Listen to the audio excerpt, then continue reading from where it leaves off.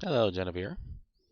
I don't know if you know, but just been made aware of this article that's been posted by Buzzfeed News. But we're not going to look at Buzzfeed News. But what it's about is about influencers being forced to take sides politically or face becoming irrelevant. And so this is something called Bro Bible. It's been or a site called Bro Bible. It's they've nicely summarized things for us because the article itself on Buzzfeed News is stupid long.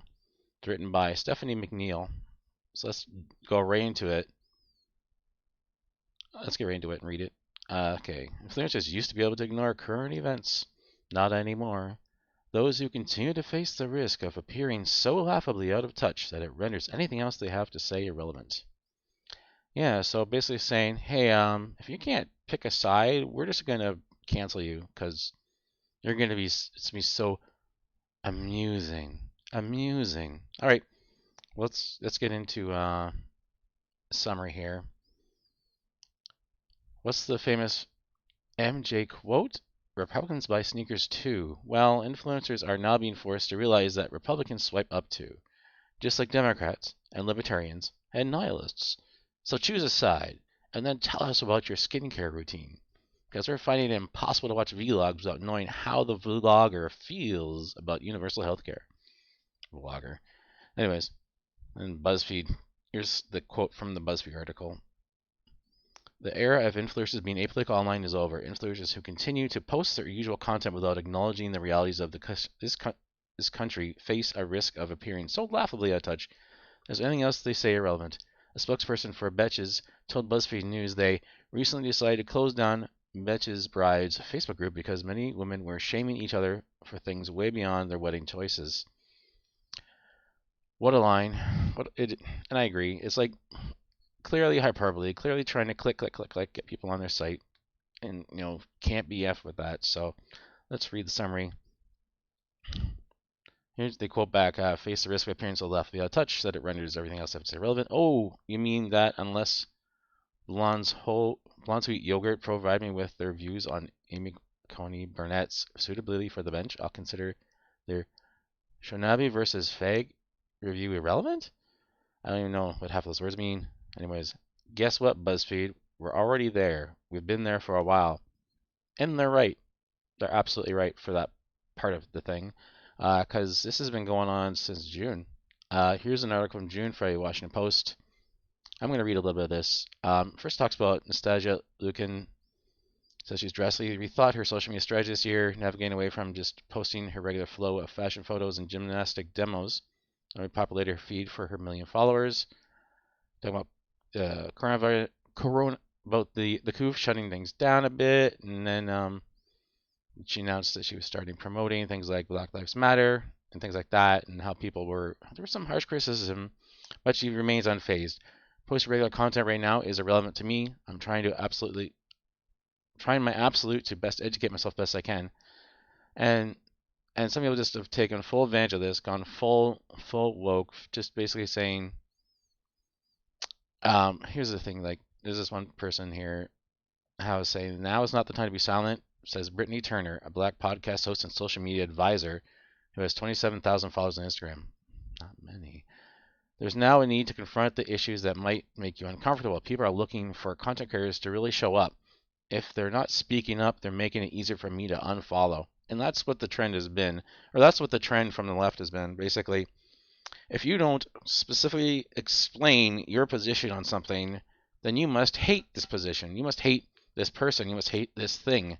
When that's not the case at all. They just don't want to be involved. There's a reason that people that are centrist don't get involved. It's because they see the extreme left, they see the extreme right, and they just don't want to get involved because they know no matter what side they take, if they take the right, then they're going to have the extreme left berating them, and then if they take the left side, they're going to have again the left basically saying, "Hey, you're not being apologetic enough. Try harder." Oh wait, so that means that the left's the problem? I don't know. I don't know these things. I just kind of observe and report. And so this was like later in June. This came out. It was like June 12th, and then even the companies that manage that kind of stuff were coming out at the same time. This was June 4th. Basically saying, when there's a staged moment, people think of influencers, says Dan Rittert, CEO of Influential, adding that the company has paused most of its influencer marketing campaigns earlier this week. When people are doing it for the gram or the photo op, it seems like they really don't care. They don't really care. Whether or not big name influencers are participating in photo ops at protests or elsewhere is irrelevant, as people associate with influencer marketing, and that could change how people view influencers, says Elijah Schreiner, CEO of social influence agency Modifly.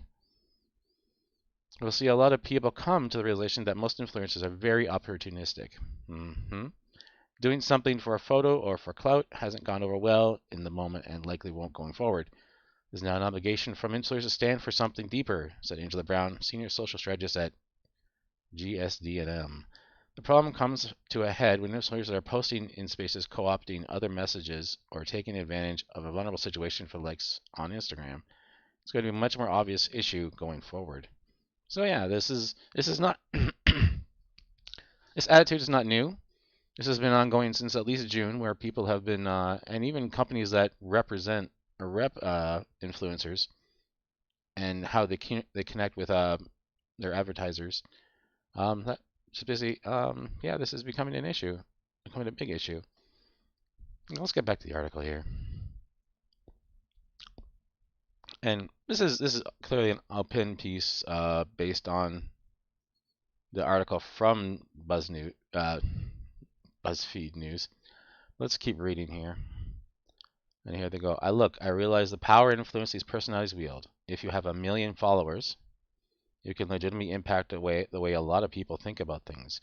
And by all means, use that influence for good. But the idea that there are people who can't watch their favorite TikToker perform a 24-second dance in his living room without hearing his views on fracking is hilarious to me. Imagine how this might play out. The Nomad Bro stops arguing with the concierge at the boutique hotel in the Maldives over what was meant by 3 posts and 2 swipe-ups to toss in his 2 cents about Trump's rollback on EPA restrictions. Flexible Lexible steps out of Warrior 2 to retweet an article debunking the risks of mail-in voting. Look, he likes the word look. Is that the 3rd or 4th time he's... it's only the 3rd. It's only the 2nd. Look, find a thesaurus. Anyways.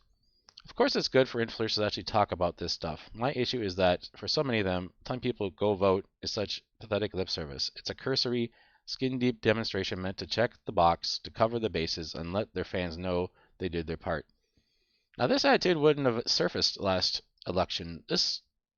There was a whole thing about Hillary and, of course, Trump, and everyone saying, go vote, and everyone was like, rah, rah, rah, let's go vote. But now that it's become all the more, I don't know why it's become this way. But anyways, you know what would be better influencers? If you actually explained your 1.2 million, I should say billion followers why they should vote. You know, hop on a quick Periscope and explain that America can hardly espouse the merits of democracy to foreign nations when less than 60% of our eligible voters take part in the process. When over a third of the people who could vote just say, who cares? For my part, I stay out of the political arena on my social media channels because I'm not so narcissistic to think that anyone gives a crap about my opinion. And I'm pretty narcissistic, so that's saying a lot. I'm an entertainer, not a pundit. I don't know enough about these things to feel that I can possibly weigh in. I don't want to contribute to the mountain of opinion-based half-truths that currently muddy the waters of the internet. Asking influencers to divulge their political opinions is a good start, but asking them to do little research and provide roadmaps for information and resources for their fans and learn about social and political issues is a much better way to go. And again, not wrong. This is a whole situation where basically BuzzFeed News has jumped on top of this whole trend that's going. And like I said, and as I've shown, it's a trend that's been ongoing for a while. But they're basically, now that it's getting this much closer to the election down in the States, it's getting more hyperbole attached to it. It's getting more, I guess, drama attached to it. Because like he said, on here, talking about how people shouldn't be just saying, go out and vote. They should actually be showing people how to take part in the process and show them why it's important to take part in the process. But, you know, Maybe that's the issue that he's having with this. But I just wanted to go over this because I saw someone talking about it, and I wanted to give my own 2 cents, which is basically, I have nothing to say about that actually. It's just pretty funny to see that people are like being told they need to pick a side or they could be canceled. And it's just this is definitely 99.999%. This is 900% coming from the left. So